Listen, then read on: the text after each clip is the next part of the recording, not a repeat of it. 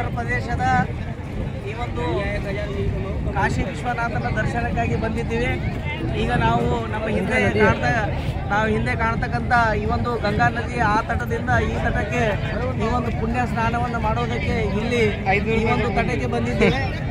ಜೊತೆಗೆ ಅಲ್ಲಿ ಹಿಂದೆಗಡೆ ನಮ್ಮ ಹಿಂದೆ ಬಹಳಷ್ಟು ತಾವು ನೋಡುವುದು ಆ ಕಡೆ ಬಹಳಷ್ಟು ಜನ ಕಾಣ್ತಾ ಇದ್ದಾರೆ. ಅಲ್ಲಿ ಮತ್ತು ನಾವುಗಳು ಕಾಣ್ತಾ ಇದ್ದೇವೆ. ಕೆಲವೊಂದು ಅಲ್ಲಿ ಘಾಟ್ಗಳು ಕಾಣ್ತಾ ಇದ್ದೇವೆ. ಸುಮಾರು ಇಲ್ಲಿ 70 ಘಾಟ್ಗಳಿವೆ. ಆ ಒಂದು ಘಾಟಿನ ಒಂದೊಂದು ಮಹತ್ವವಾಗಿರ್ತಕ್ಕಂಥ ವಿಶೇಷತೆ ಇದೆ. ಅದರಲ್ಲಿ ಹರಿಶ್ಚಂದ್ರ ಘಾಟ ಮತ್ತು ಮಣಿಕಂಠ ಘಾಟ ಅಂತಕ್ಕಂಥ ಬಹಳ ವಿಶೇಷವಾಗಿರ್ತಕ್ಕಂಥ ಘಾಟ. ಆ ಒಂದು ಘಾಟಿನಲ್ಲಿ ಅಂತಿಮ ಸಂಸ್ಕಾರ ಮತ್ತು ಜೊತೆಗೆ ಮುಕ್ತಿಯ ಒಂದು ವಿಷ್ಣುವಿನ ಹೊಂಡವನ್ನು ಇರ್ತಕ್ಕಂಥ ಆ ಒಂದು ಮಣಿಕಂಠಕ್ಕೆ ಒಂದು ತನ್ನದೇ ಆದಂಥ ಪೌರಾಣಿಕ ಹಿನ್ನೆಲೆ ಇರ್ತಕ್ಕಂಥ ಈ ಒಂದು ಘಾಟ್ ಇದೆ. ಈ ರೀತಿ ಹಲವು ವಿಶೇಷಗಳಿಂದ ಕೂಡಿರ್ತಕ್ಕಂಥ ಈ ಒಂದು ಶಿವನಗರಿ, ಸಾಂಸ್ಕೃತಿಕ ನಗರಿ ಮತ್ತು ಮಂದಿರಗಳ ನಗರಿ ಅಂತ ಕರೀತಕ್ಕಂಥ ಈ ಒಂದು ಕಾಶಿ ವಿಶ್ವನಾಥನ ದರ್ಶನಕ್ಕಾಗಿ ನಾವು ಇಲ್ಲಿಂದ ಮತ್ತೆ ಮುಂದೆ ಹೋಗ್ತಾ ಇದ್ದೀವಿ.